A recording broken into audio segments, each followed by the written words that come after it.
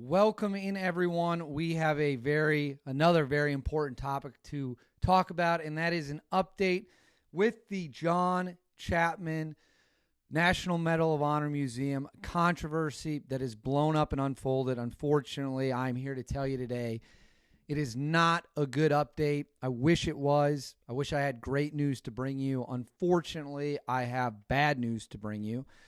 Or I guess I should say maybe the better way to say it is cowardly news to bring you. Before we do that, as always, please make sure to like and subscribe and comment with your thoughts. Helps shares the story, helps prove that we're here to help boost people up.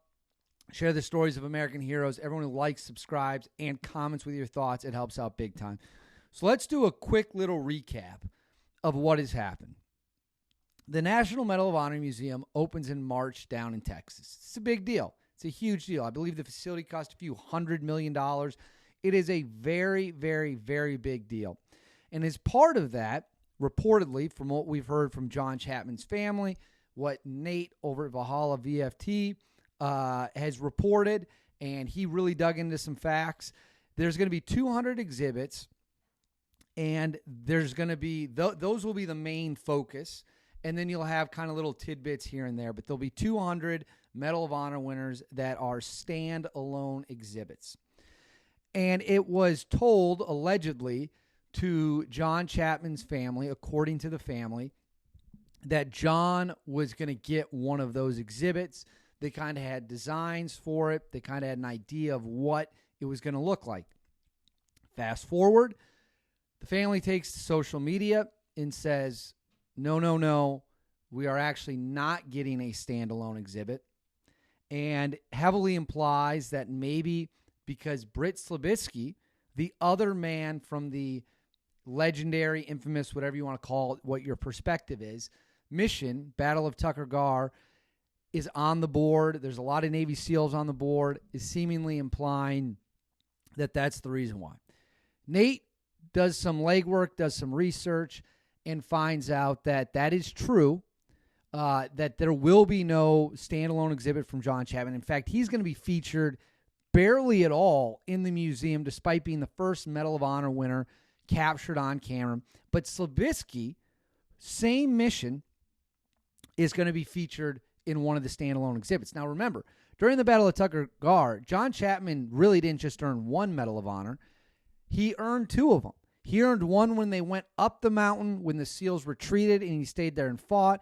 And he should have earned a second one when he fought critically wounded to save the Army Rangers that were coming in on the helicopter. Initially, he's awarded the Air Force Cross. The Air Force puts him in for an upgrade. There's been plenty of reporting that behind the scenes, the Navy was trying to stop that Medal of Honor upgrade. The Navy was trying to do whatever it could to not allow John Chapman to get that Medal of Honor. Then, out of nowhere, Britt Slabisky, he gets a Medal of Honor of his own, even though Slabisky and the SEALs left John on the mountain, retreated back. John was there to fight for himself. His heroic actions weren't just covered on the ISR video, but were also covered in the hit book Alone at Dawn, which was written by the former 24th STS CCT, Dan Schilling. I've interviewed Dan before. You can watch those interviews. He has great perspective on the whole thing and why John's story is so important. So this really started getting me fired up.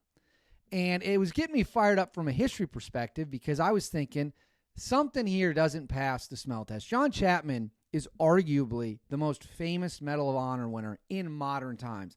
Let's just say the GWAT forward. Why is he so famous? Because the whole thing was captured on video.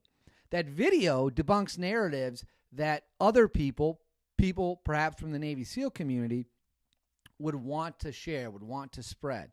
That video is very damning to anyone who says John Chapman did not stay up there and fight alone.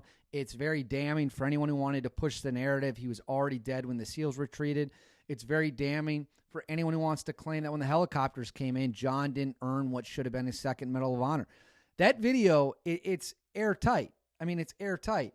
And I believe in my interview with Dan Schilling, as he pointed out, the video is great because it proves everything, but even the forensics and all the other evidence proves John did what might be one of the most heroic things you will ever see someone in the military do.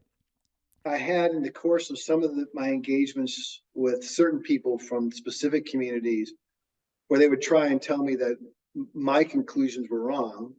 But I'll tell you, forensic pathology and radio communications simply don't lie. Right. And it tends to center around the video. Well, it's this or it's that. What's it mean? And man, that video has been reviewed by the NGIA and the FBI, and everybody has looked at that video. So I tend not to bog down on the video. I don't need the video. The video validates the other things that we conclude based on the facts that on that morning, John Chapman is calling out in the radio. He was still alive fighting. That's what the physiology shows. And the sun came up in the east. You can argue with any of those three things if you like, but they're all facts. So, and the sun was up while John was alive. So there's some of this narrative like, well, the enemy was so confused by the presence of our operators on the mountain, they were killing each other from a distance of 20 feet. Guys who lived together and built these fortifications over the period of several weeks were killing each other in daylight.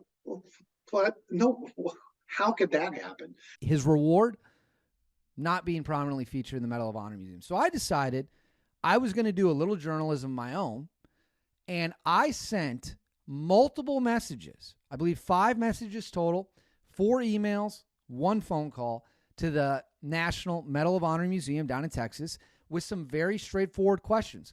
I wanted to get back. I wanted to figure out if it was true. I wanted an on-the-record statement. Is it true John Chapman is not being included? Who made that call? Why is Britt Slavisky being included?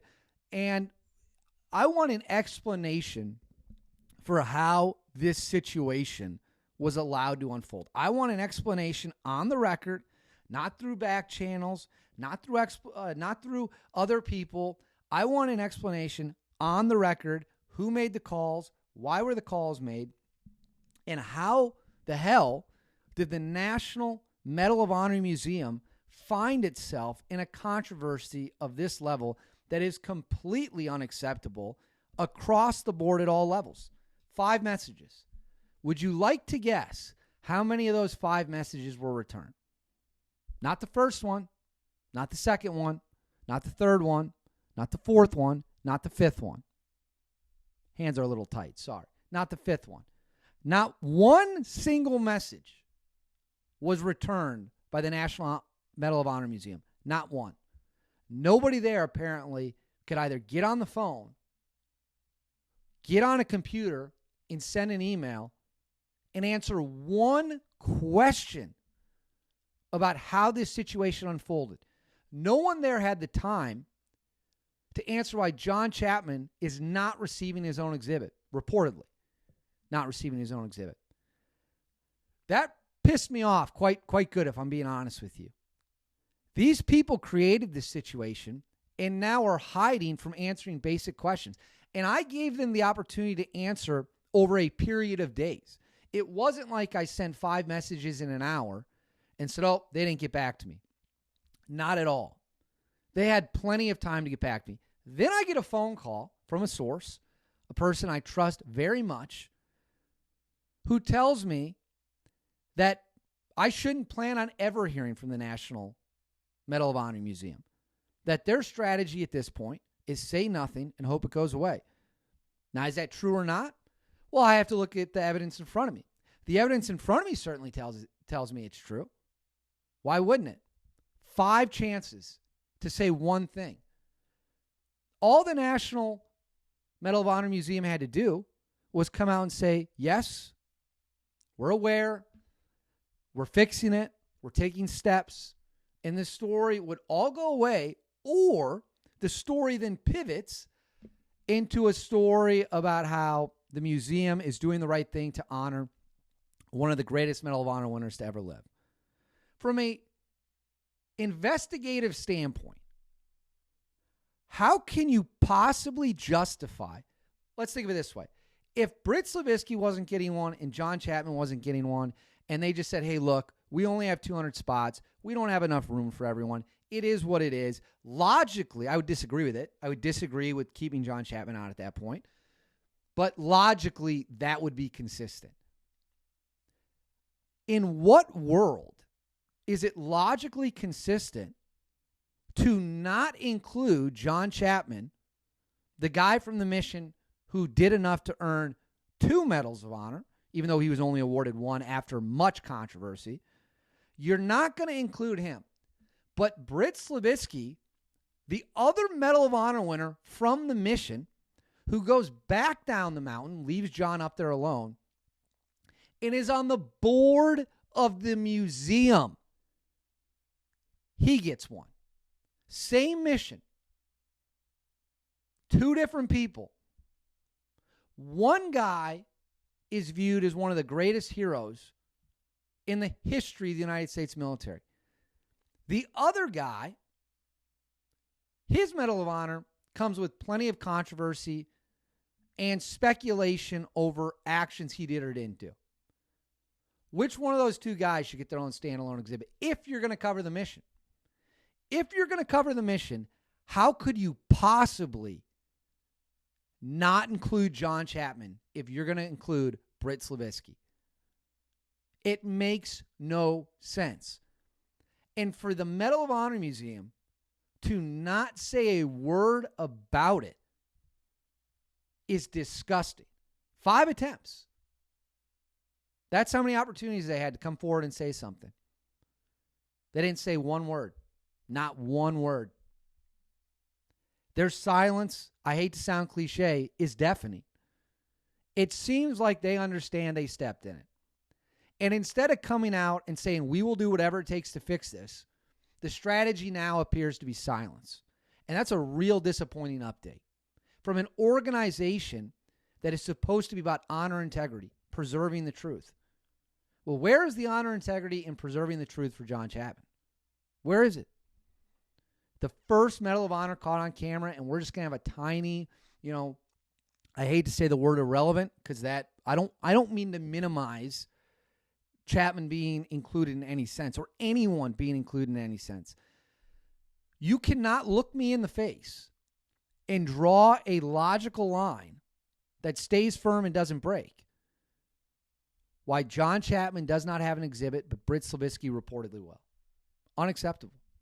Unacceptable. And if the National Medal of Honor Museum had any integrity at this point, they would step up and do the right thing and make sure John Chapman got his rightful place in the 200 exhibits they have.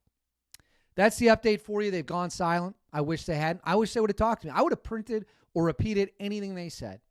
Any on-the-record statement I would have taken, analyzed fairly, and then shared with you guys. And instead, they have chosen not to say anything. It is shameful. Let's hope somebody wakes up and does the right thing. It's unfortunate, but that's it for me today. If you made it this far in the video, please like and subscribe. And please, please, please, please comment below what you think about John Chapman and the National Medal of Honor Museum controversy. I can't wait to hear from every single one of you. I'm going to read all your comments. Something must be done. I'll leave it at that.